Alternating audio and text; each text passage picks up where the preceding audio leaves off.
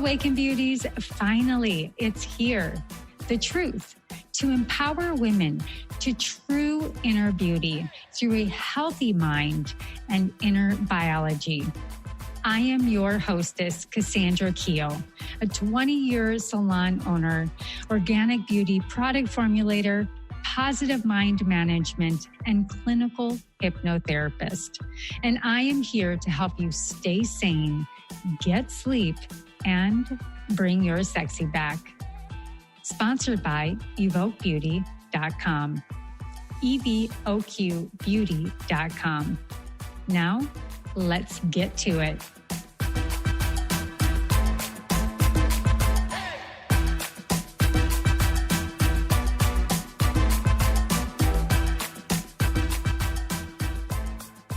Hey there, my friends. Well, welcome to this out of body, out of mind, and into the super conscious episode. So today I'm going to be talking about probably some frameworks you may or may not have heard of, but I'm going to really bring together this experience that we have as a 3D human being and how we can start to tap into the 4D, the 5D, and the beyond. Now, I'm a pretty practical person.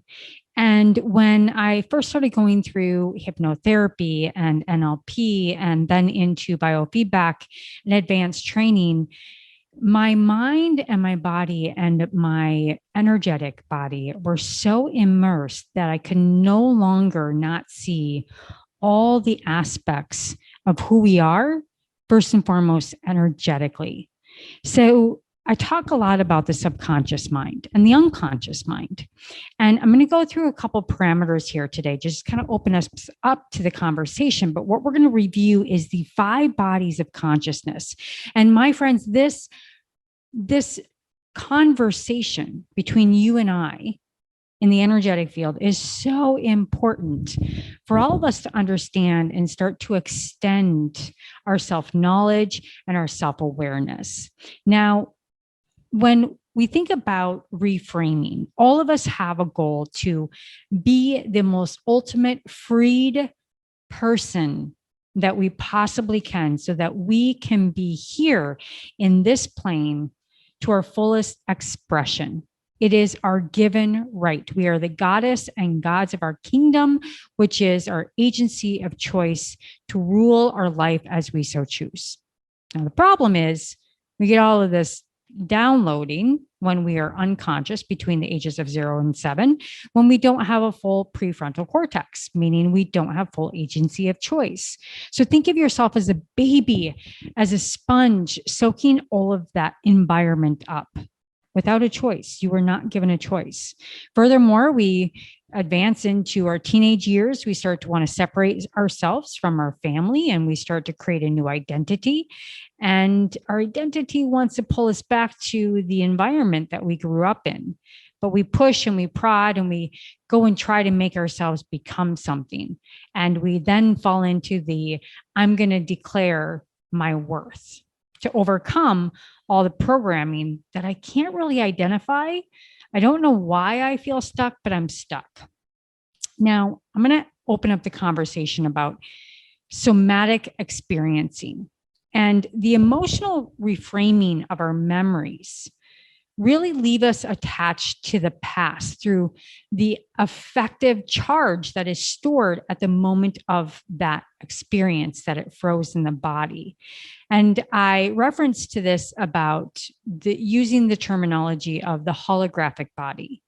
Now, everything is energy and energy is everything. And we are a hologram of stored emotions, thoughts, feelings, memories, past memories, that were downloaded into the hologram of our body. We are also part of a larger hologram. And I'll be going into these 5 bodies of consciousness to kind of really stretch this a little bit further. But when we utilize language that is body-centered, you listen to your body mind and you're able to identify the stuck moments from the past and utilize your own internal language and brainwave frequencies, which are usually through whether it's a unique color or a perception or a memory or a feeling to transmit proof of safety to the body.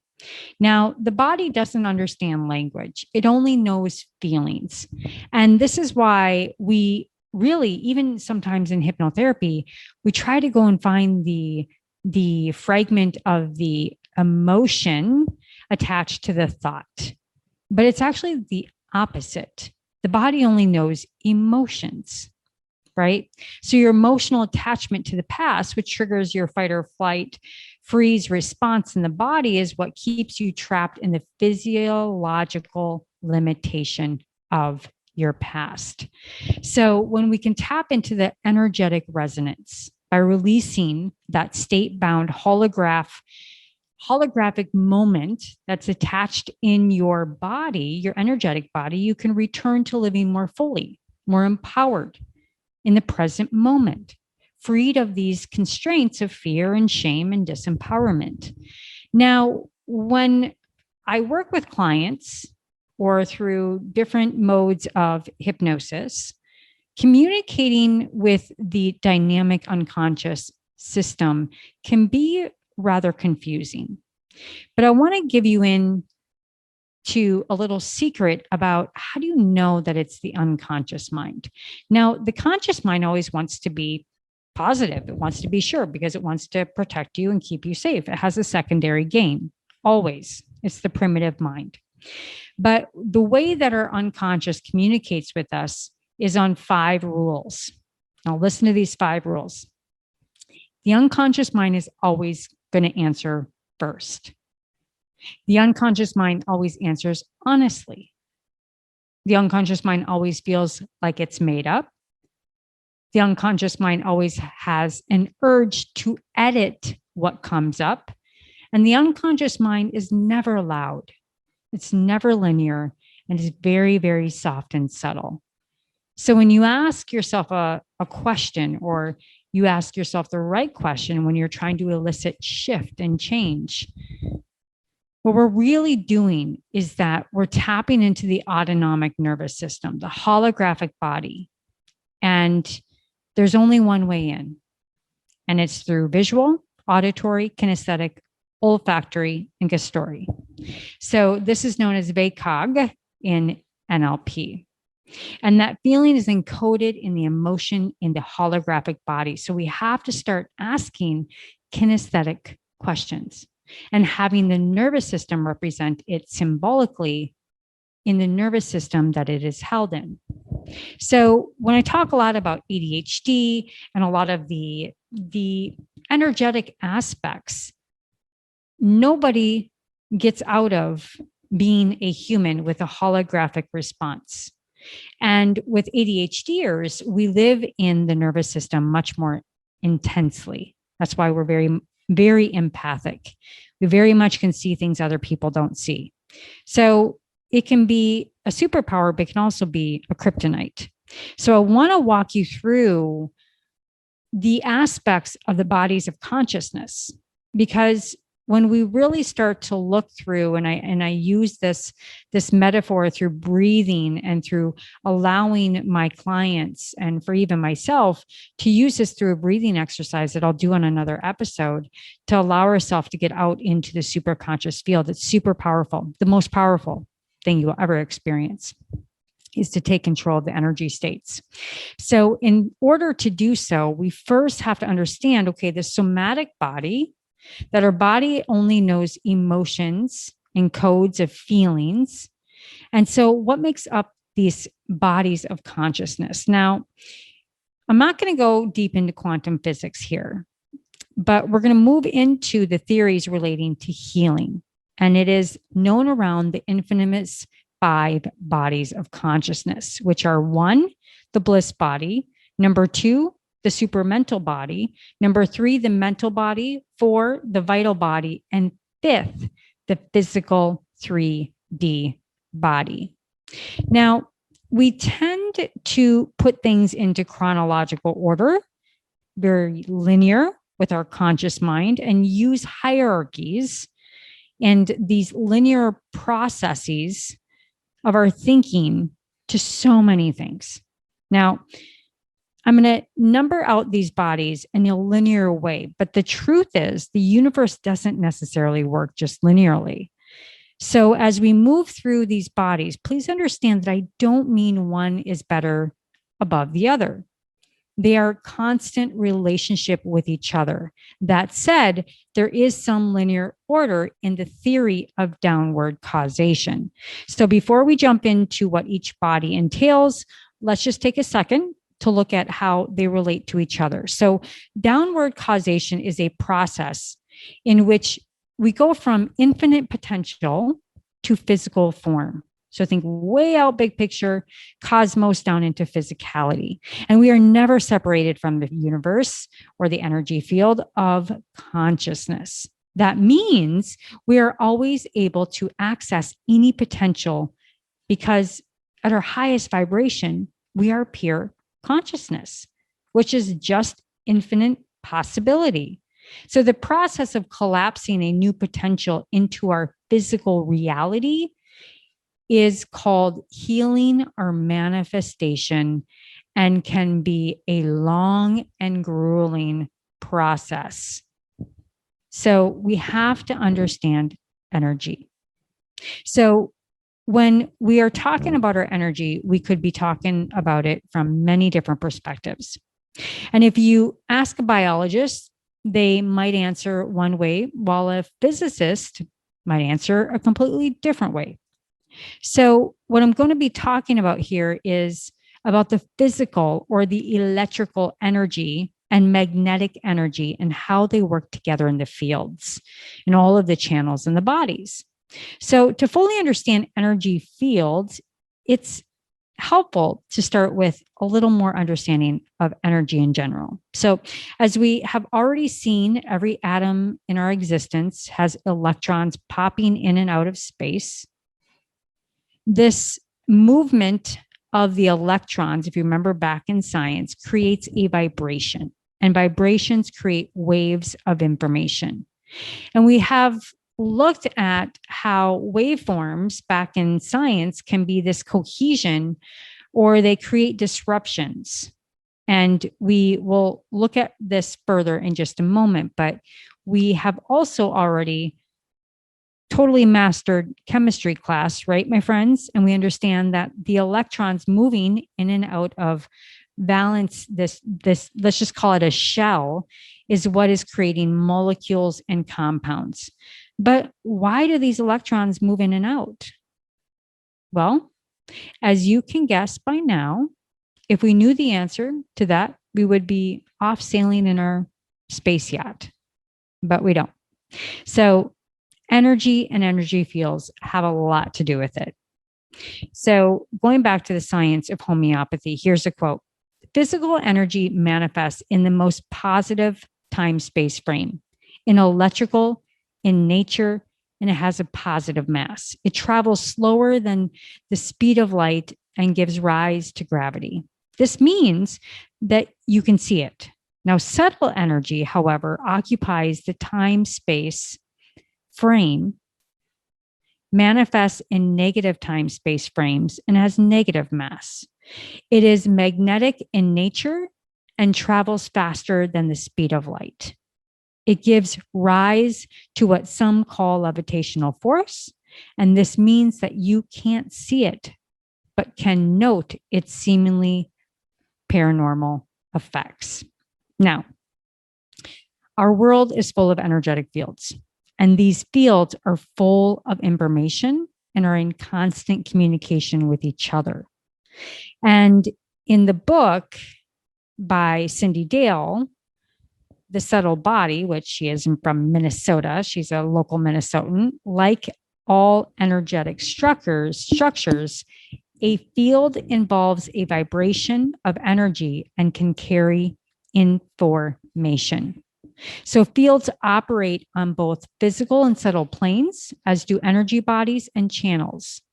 And she goes on to say, because of fields, reality is both local and non-local, both here and now, which means that everything is interconnected. Therefore, some physicists suggest that at all possible events, everything is existing simultaneously as a wave pattern that are either becoming real or disintegrating. In other words, the world consists of constant states of wave patterns, either collapsing into reality or not. So when it comes to energy fields, these are two basic types, measurable and immeasurable. Okay. This is the realm of the subtle body, which explains the vital energy, such as our chi and prana. And subtle fields are not separate from measurable fields. They are not directly measurable and can only be detected by their effects. So it is these immeasurable fields or subtle fields that connect to the energy bodies, like our chakras, our energy channels, like our meridians, which are then able to convert into this energy, into those slower frequencies, which becomes measurable, called the human body, right? And the heart, for example, has a field that is 1,000 times more electrical or magnetic than any other organ, including your brain, and therefore is the seat of the human electrical field. So we'll look more into how working with our heart field helps create cohesion in the entire brain and body at another time. But this is just now starting to tap into what are all these subtle energy fields? Every cell, organ, every system in the body produces their own field. Every meridian, every chakra has its own field. So we really are this unique composition of individual energy fields interacting with all the fields around us. All right, so I hope we've got that tapped in, my friends. So with no further ado, I am going to go ahead and I'm going to speak a little bit further about the different energy bodies. So are you ready? So I'm going to kind of collapse all the rest of the information and we're going to just step into the different bodies. So first and foremost, the bliss body. Now, the bliss body is the energetic oneness of all things, pure consciousness. And as we have already discussed about consciousness as all things, it is all of the possibilities and probabilities and potentialities of wave forms. There's no separation from consciousness. It's the fabric of our reality.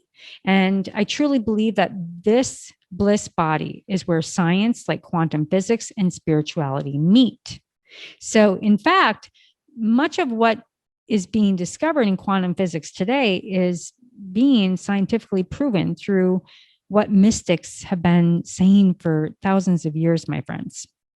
So what we want to talk about really is the changes based on beliefs and semantics, but one thing that both spirituality and physics agree on is that there is a greater unified field that is the fabric of the physical reality. In quantum physics, we call this energy consciousness. So we all can agree that when a possibility or potential becomes physical, my friends, I'm sure you will recall, because you totally were able to grasp quantum physics that we just talked about a second ago, that the electron is both the waveform and the particle.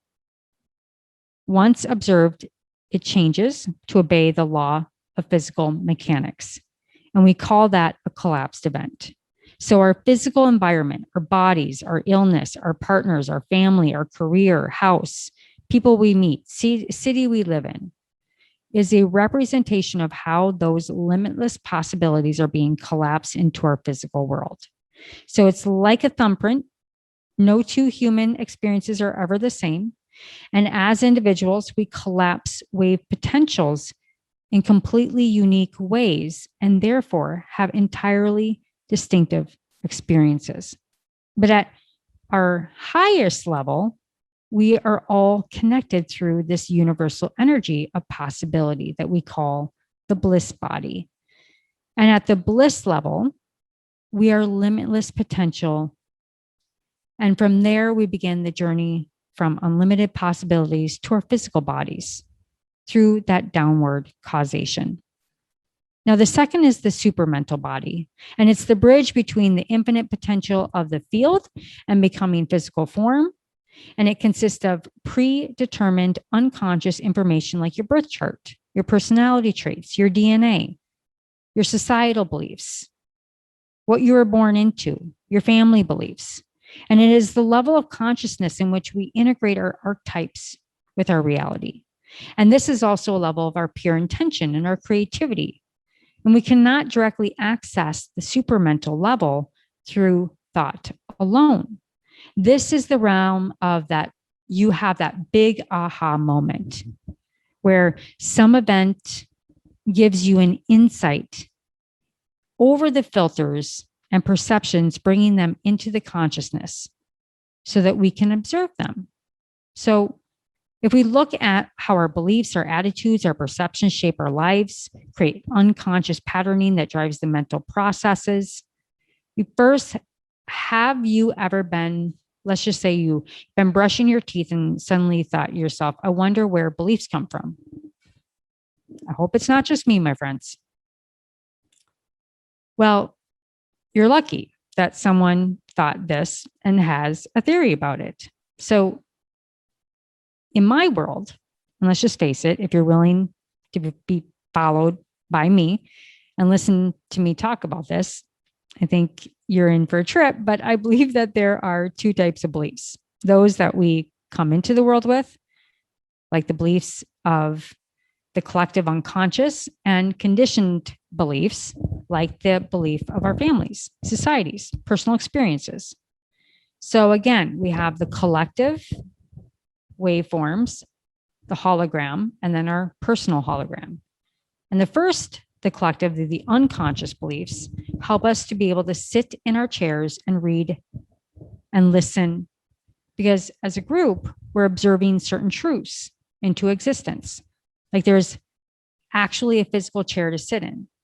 We also observe the stars into being and the cat that Schrodinger hated so much, right? So for conditioned beliefs, I like to use the model of our wonderful Mr. Joe Dispenza to help us better understand how beliefs are created and how they in turn affect us.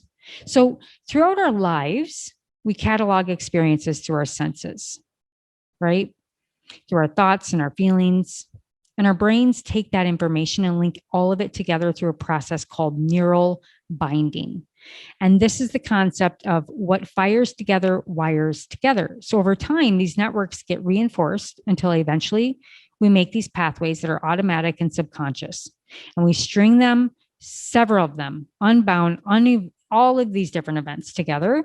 And it creates attitudes, which are complex webs of thoughts and feelings associated with each other. Now, according to Dispenza, how you think and how you feel creates a state of being. Attitudes are really just shortened states of being.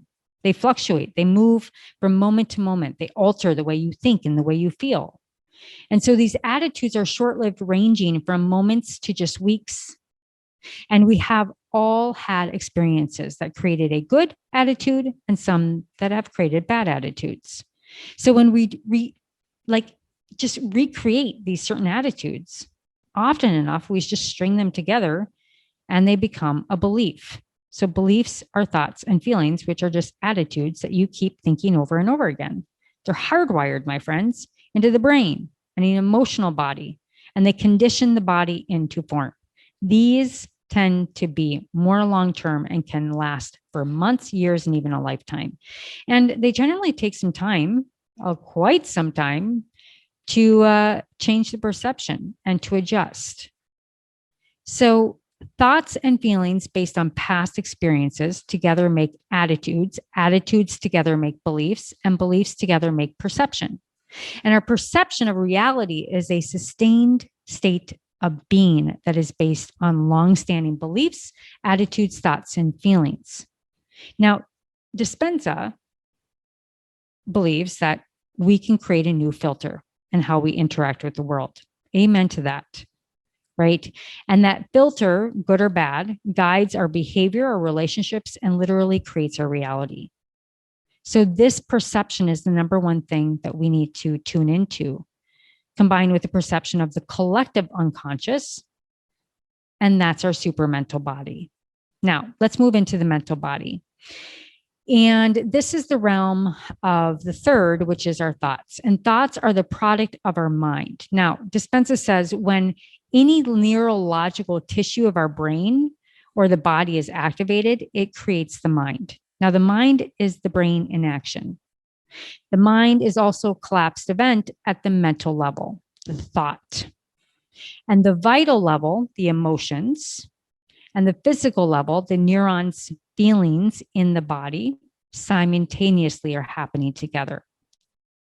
So when we kind of visualize this, we have this new potential experience. It's what happens when physically when the mind is activated. And when we think a thought, we release a cascade of chemicals and our brain begins to search our memory banks for information that might be relevant. What do I know about this thing? What have I felt before? Have I felt this before?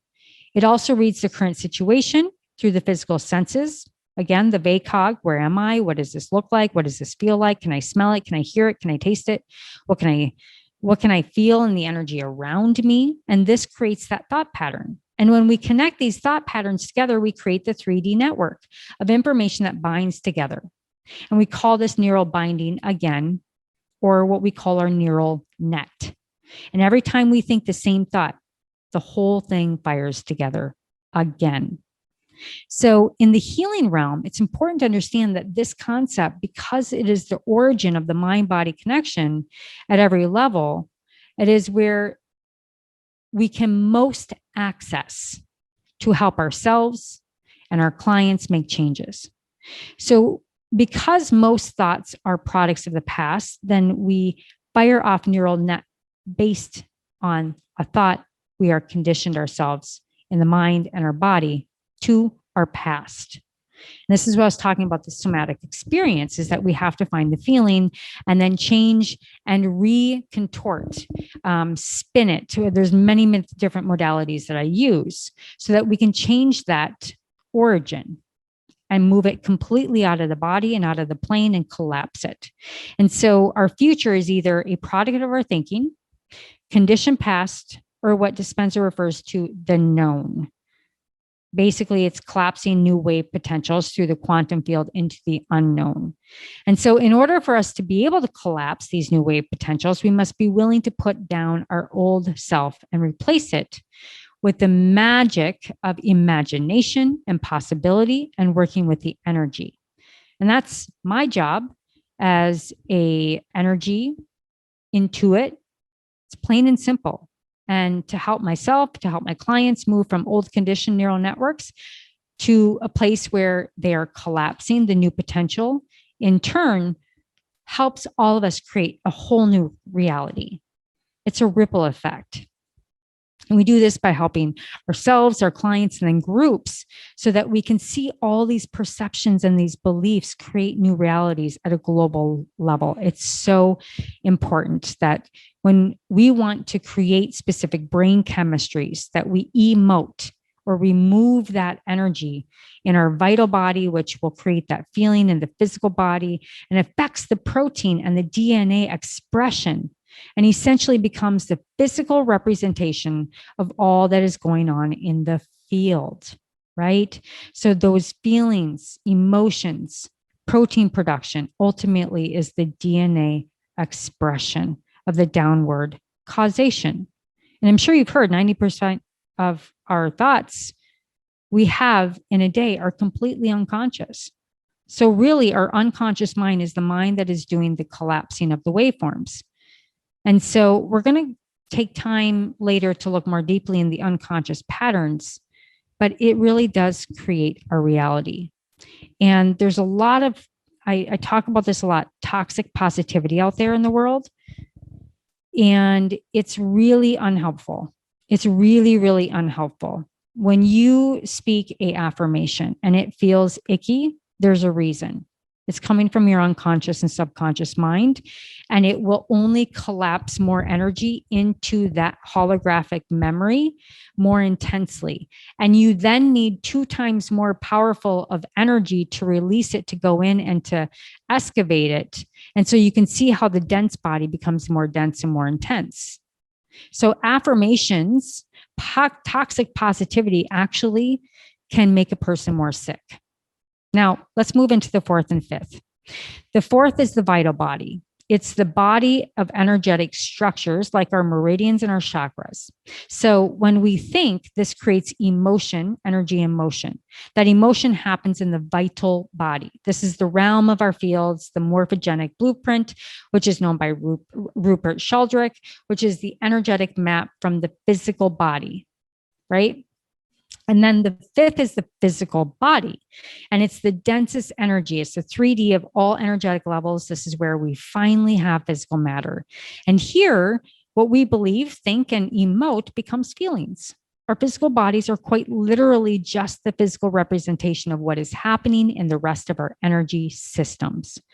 So, like the tip of a gigantic iceberg, as we move through each element, we will be looking at how we can collapse thoughts and emotions and effects in the physical body through our feelings, through the energy, which then collapses into DNA proteins, and creating specific environments for more accurate healing gene expression. So we know now through extensive research in the field of genetics that we are not just a victim to our genes and how they express themselves. In fact, only 2% of our genes are fixed.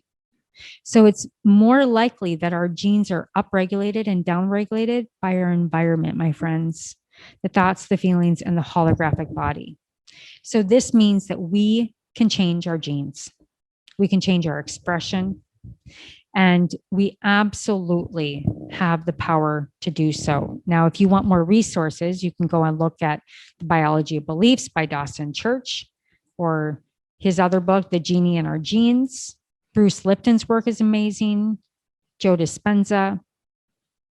So it really is miraculous when we really look at the vastness of our body, which we can see through the etheric, through our auras. We can tap into all of these different vibrational fields, right? The physical field, which is the lowest frequency. The etheric field, which is the blueprint from the physical structure that surrounds us, into the emotional field, and then the mental field, which processes our ideas, thoughts, beliefs. And then we have the astral field, which connects to the etheric template, which is the bliss body. And all of this is a causal field of top down and really creates our reality. So just be in that wave, sit in this wave with me. I know it was super intense. Listen to it again and again. But this is really what I'm talking about when we get into the somatic field of the body and how we can start to get over the basically the firewall where our thoughts are forms. And so when we get over that firewall, and I use the different techniques that I use, we become aware. And that's the most important thing, is that we're body aware, we're feelings aware, and we're energetically aware.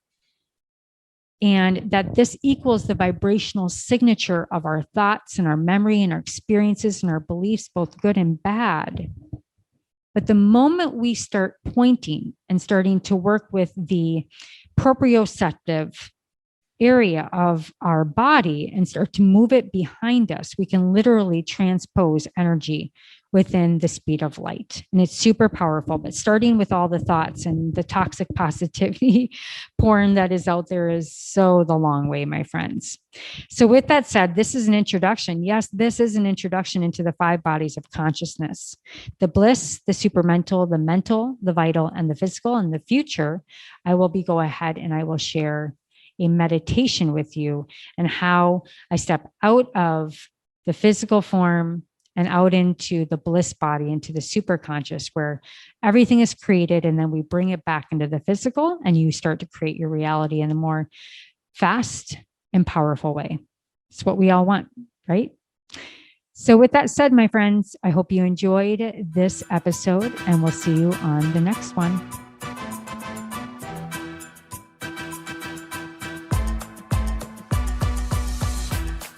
Well, hello, Awaken Beauty. Thank you so much for joining the show today.